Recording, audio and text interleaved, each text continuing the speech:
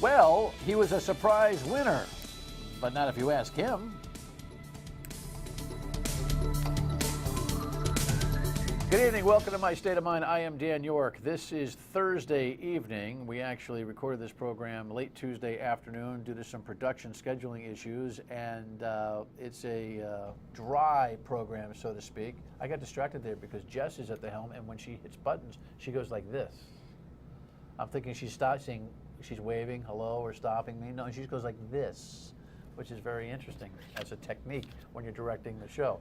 We've had, at this Tuesday afternoon juncture, just a Murphy's Law day when it comes to a lot of technical stuff. So we are, unfortunately, sans our rundown this evening, meaning none of my thoughts for today's news are available to you. And by the way, this was Tuesday for me anyway. Does that make any sense to you? Sometimes you just got to roll with the punches. But it leaves me with an abundance of time, at least in television world, with the candidate who won the lieutenant governor's race on the Democratic side. You'll remember that we had this polling data from the WPRI Projo poll a couple of weeks ago. It had 50% undecided in the lieutenant governor's race on the Democratic side. It is Ralph Malus who had a 10-point lead over Dan McKee, the Cumberland mayor, and Frank Ferry trailed with 10%. Well, here's what Election Day proved. Bang. Where in heaven's name did he come from? 43% over Ralph Malus, 36%. So the Secretary of State has got to find a real job now because he's no longer going to be an elected official. And you, the Cumberland mayor, won the race rather handily at the end. Congratulations. Thank you, Dan. So we've got time to chat a little bit about your race. Catherine Taylor will be an invited guest. She's been here before. She's the Republican winner in lieutenant governor's race over Kara Young. Not really a serious race there. But Catherine will be here, and I'm sure that you'll take a conversation with her back and forth over the issues as we go here on the television show, correct? Absolutely. All right, so know that equal time will be afforded. And I say this always because I'm not about, brown bagging it. I'm not doing anybody's business. If I know somebody, if I like somebody, if I have a relationship with somebody, I tell you. Dan and I have been friends for a long time. He's my mayor. We play golf together. We've been social together. It's rather annoying, actually, to be his friend because when you play golf with him, all you hear about is wonk and policy, and I'm trying to figure out my swing. So, that's the truth. Yes, but it's challenging for you to figure out your swing. These days, it is. Yes.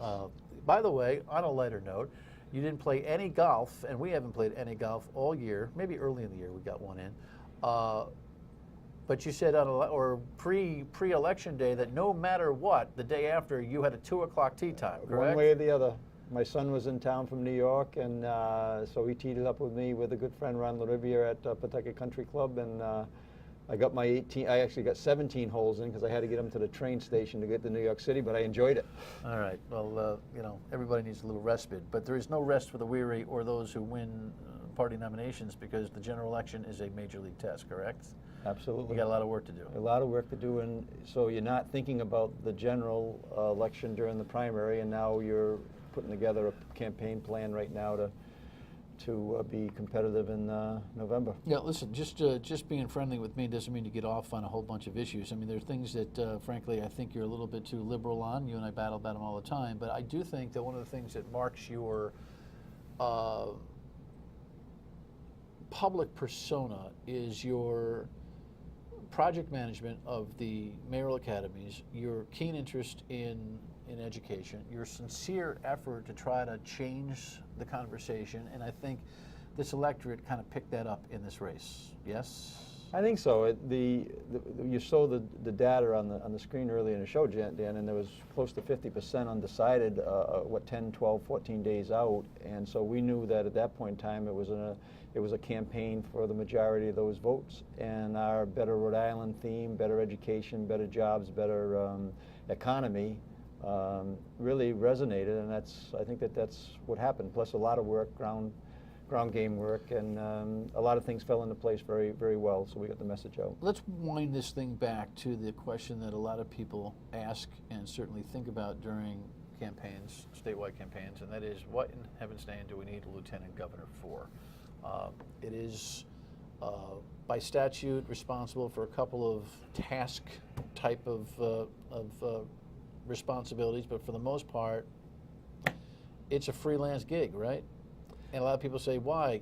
I mean, we had Bob Healy here Tuesday night talking about running for governor, but he made kind of a splash in the last few elections, running for lieutenant governor to try to eliminate the position. So you tell me why this whole thing actually matters. Well, first of all, it's going to exist. And in this race that we're going to have in November, there's going to be, I'm looking forward to really laying out the comparison between my record and of accomplishment and quite frankly, a very thin resume between my Republican opponent, and one of us could be the governor. It's unlikely, it's improbable, but it's not impossible, and so that's a very important piece of that answer, the question that you just asked.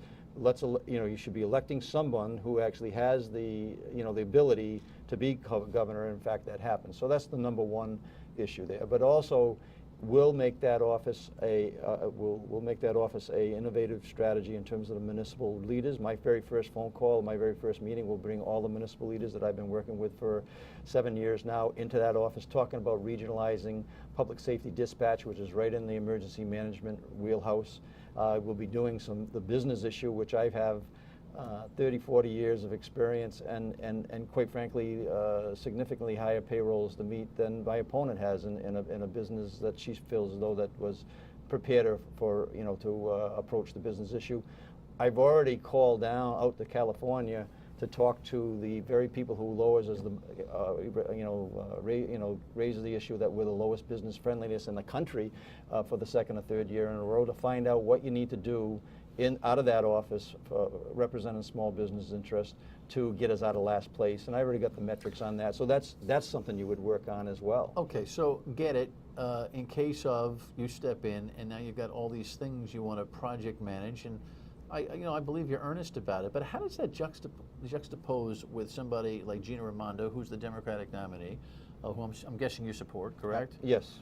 Time we elect a Democrat as governor in the state of Rhode Island, I'm going to do everything I can to make that happen. She's got her own ideas on how she's going to run all sorts of things that intersect or actually dominate the conversations you're having there. So what up with that? How do you have any impact?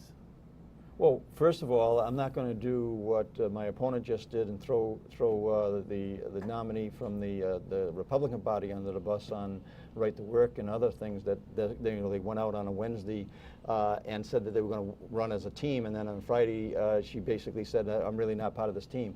I'll work with the treasurer very, very closely. And so it's her call. Treasurer now, Gina, governor to be, should she win. Gina Raimondo. And yeah, it definitely is her prerogative. She's the boss.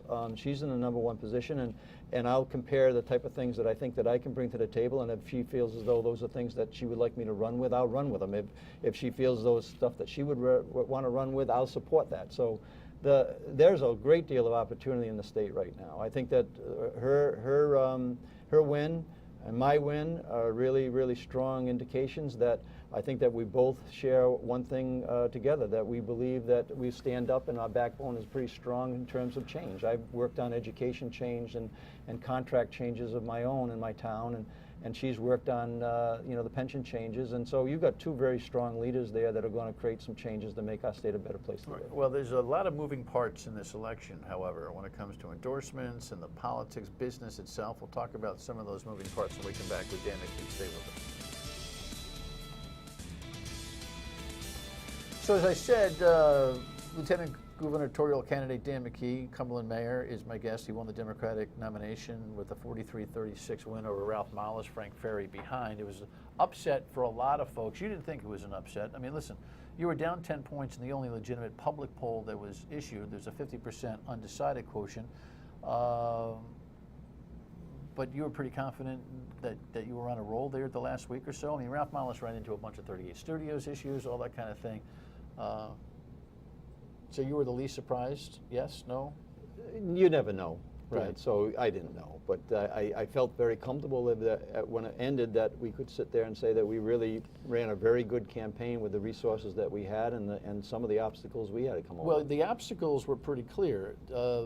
Labor is not a big fan of you right now, and specifically the teacher unions, who spent a lot of money going after you. Now, you had some, I'm sure you didn't coordinate because it's illegal to do so, but you had some PAC money that came in that advanced your education cause at the end.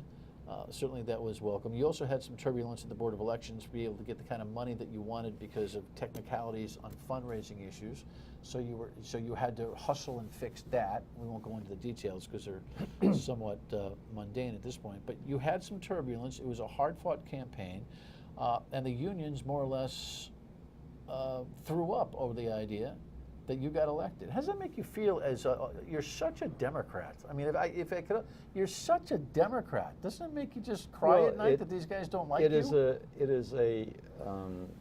I deal with the fact that somehow the unions don't think that I've been with them, but the people that I've been working with for 3 years, I mean, when I came into office, Dan, we had one contract that was 18 months behind, one was 6 months behind, one was going to sunset in 6 months. I'm leaving with all three completely up to date, and negotiated situations with our police department, which is precedent setting, with the police officers to reset both our pension and our health insurance so that I can fully fund that without fully fund the annual required payments contributions in both areas without removing the COLA from the police department's retirees and without changing their health insurance, just by resetting for the new officers that come in.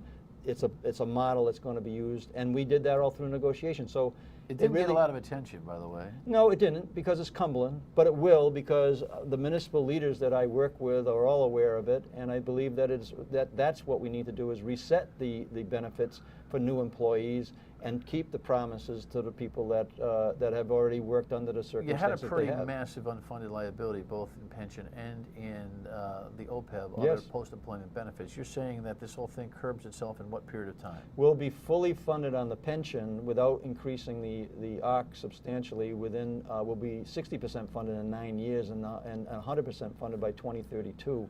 On the health insurance, we were as you as a taxpayer was ready to go towards a $200 million cliff in terms of unfunded liability. That's going to be completely erased when that comes out in about 30 years from now, and our kids are not going to have to deal with it. So your argument with labor is like, wait a second, I'm fair dealing with these other unions. It's just that I'm working a new education model, and you guys got to get over it. Well, I'm just honest. So, I mean, I brought when the cuts were coming, and Governor Carcieri was advocating for those, and the General Assembly approved those. I brought all the union employees into a room in the library with me, one on 170, and just said, "Look, you're not going to lose your job, and you're not going to go home without health insurance." And I kept that promise during the most difficult economic times that you could imagine, at the same time recovering from junk bond status, and last month we got AA with. But there had to be a but in that meeting. What was the but? You're not going to lose your job, you're not going to lose your health insurance, but... But I'm going to work with the union presidents, and I'm going to make sure that you're protected. And I told them there's going to be some level of attrition, that we may not hire into jobs that get vacated, and we're going to work through that whole strategy. And the unions worked with the town. They delayed a pay increase for over 10 months, saved us $150,000 in 1 year. So this whole issue is about over schools. And I believe that... The issue with labor is over schools. That's correct. And I believe that we should do everything that we possibly can to create better schools in our state, unless we have great public schools. And I'm an advocate for great public schools, no matter where they may exist. It happens that the Mayoral Academy in Blackstone Valley Prep is one of the finest public schools in the state of Rhode Island and all of New England. Remind everybody what the Mayoral Academies are. This is something that you started. And also I'll go back in terms of as lieutenant governor, I was able to work through the General Assembly and get very difficult legislation passed both on the Mayoral Academy and the school funding formula. Meaning the authorization to create that academy needed legislative approval. Yes, and you're saying that as lieutenant governor you'll be able to... Well, I would expect to try to do the same thing. Because you want to grow the model? No, I'm not talking about the Mayoral Academy now. I'm talking about within the first 90 days I'm in office. I'm going to bring a plan forward that'll show how we can afford to be competitive with our neighbors on tax structures and Social Security taxes that we charge and all those type of things. So it's going to be another format that has to deal with jobs and better job opportunities and better economy as the main focus initially. And the Mayoral Academies, which are regional school models, very diverse, that are managed and governed by mayors. Those are well on their way, and that work has been done. All right. So, Chess, can you throw up that graphic that shows the headline for Catherine Taylor? And again, I apologize tonight. Our pictures are not available because of a little technical challenge. But The AFL-CIO last Friday night had a big convention, and some people got up and left reportedly when Dan McKee spoke, just to kind of show them, we don't like you very much. They're mulling the endorsement of Catherine Taylor. That's very interesting to me. The AFL-CIO doesn't want you. It may want Catherine Taylor, the Republican. She said in that event the other night that she opposes right to work, and right to work, very simply, is the opportunity for people to do a job that unions control without paying union dues as a requisite for them to be hired. Union people think it's union busting. It's in half the states in America, but not in the Northeast, that's for sure. You oppose right to work, just like Catherine Taylor does. Tell me about that night. Yeah, so my issue isn't the fact that she's, agrees with me that there's ways that you can work with unions and at the same time work with non-union jobs and understand that both of them are very important. My observation is that on a Wednesday she was hand in hand with Alan Fung saying that she was going to run under as a ticket under his platform, and yet at 48 hours later she was throwing him under the bus and without ever even telling him. So because he supports right to work. That's correct. He supports right to work. And so my point is, what is the motives? I mean, we know very well that she can deny it, but she was planning on running against Ralph Marlis. She was campaigning against Ralph Marlis a week before the primary because most people believed in the poll at the Providence Journal, which I didn't. And so her motive is, how am I going to get that job? And, so I think all things in space, this campaign is going to be very interesting to understand that, my opponent has worked 20 out of the last 24 years for the Chaffees and was appointed by the Chaffees by Link Chafee, and she doesn't want to be linked to Link Chafee, but she is, and then the public's going to make a decision whether or not, in fact, they're going to want to see 4 more years of a Chafee administration. All right. When we come back, I did mention those moving parts. There's one more moving part I want to point out. Stay with us. Welcome back. Dan McKee is my guest. We recorded this program this week on Tuesday afternoon due to some production scheduling issues, and so we've had a nice time with Dan talking about some stuff regarding the campaign. He's taken some jabs at his opponent, Lieutenant Governor candidate Catherine Taylor, the Republican. But let's talk about what might happen, rumor mill out there. The AFL-CIO endorsement is one thing, and subset, the NEA and the AFT, the National Education Association, the teachers, and the American Federation of Teachers, reportedly are chatting up Gina Raimondo pretty significantly. I don't know what Gina Raimondo needs from the teachers union since she didn't have their endorsement either, and she won rather handily in this primary. But Bob Walsh, guy you know very well, I know very well, the executive director, reportedly is meeting with Gina, and the rumor mill has it that he's trying to put Clay Pell up for some kind of high-level education post. Now remember, Clay Pell is against charter schools, certainly against your mayoral academies, is against teacher evaluations, the likes of which has been the common talk, is against standardized tests as an element for graduation. I mean, he really stands against Gina Raimondo's stated positions and certainly against yours. But who knows what she'll do in order to temper the waters? What are you hearing? Honestly, I'm not. What I'm hearing is that that there's an effort to bring the 3 candidates together on a number of issues, and and I've reached out to I haven't reached out to Clay yet, but quite frankly, I'd love to see him involved in some way. But you point out, he disagrees with everything that you stand for. Well, Governor Chafee did too, and yet we were able to work some pretty good things through that and keep momentum on some of the school stuff. So I would say it would depend on the role. So I actually I haven't talked to Clay about it, or Clay Pell or Michelle, but he wouldn't be in there to be a wallflower. He'd be Robotron by the NEA. He literally would be guided on everything he said, like he was during the campaign, by the NEA. And Gina Raimondo, in order to bring him on, is going to have to already make a deal about some things she's willing to negotiate away. If you think you're going to make a move on education consistent with what you've already accomplished, it seems to me that that's a big coagulation in your education. If that was the case, that would be very troubling. Very troubling. Yes. So who needs who more? Does Gina need Clay Pell more, or you as an ally? What's the relationship right now between the two of you going forward? Well, I know that, like I said earlier in the show, that I'm supporting the Democrat slate. I think actually a very good one. I think it's stronger than the Republican slate spot by spot. And I have a strength in the Blackstone Valley. I have You a think strength. Peter Kilmartin's a better candidate than Dawson Hodgson for Attorney General? Yes, I do. But that's another show. That's another show. Yeah. But the Please. Yeah, I'm prepared to. We great municipal leaders that I've been working with. They we didn't talk about that much in terms of This the is a very campaign. Uncomfortable spot if the NEA makes a deal with Yeah, her, I agree with that. Right? I agree. If in fact it reverses a trend that we're making some significant progress on, in terms of showing ways that kids can learn at higher levels, on more time on the same dime, that would be a big. If we go backwards on that, that would be a big mistake for the state of Rhode Island, and I would be very vocal about that. All right. I'm sure we'll see you before the general election, and you'll take some time with Catherine Taylor Hill as well, right? No doubt. Absolutely. All right. Dan McKee, running for Yes. Lieutenant Governor, Democrat. Your state of mind. When we come back, stay with us.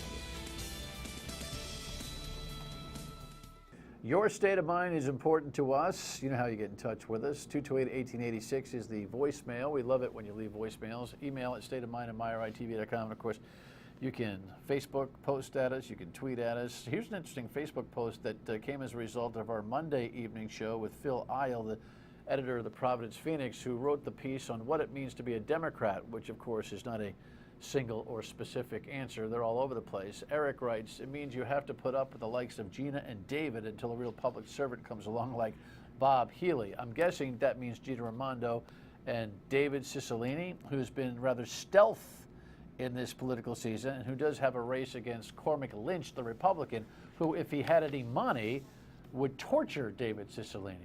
One can only dream, or send him a check. Anyway.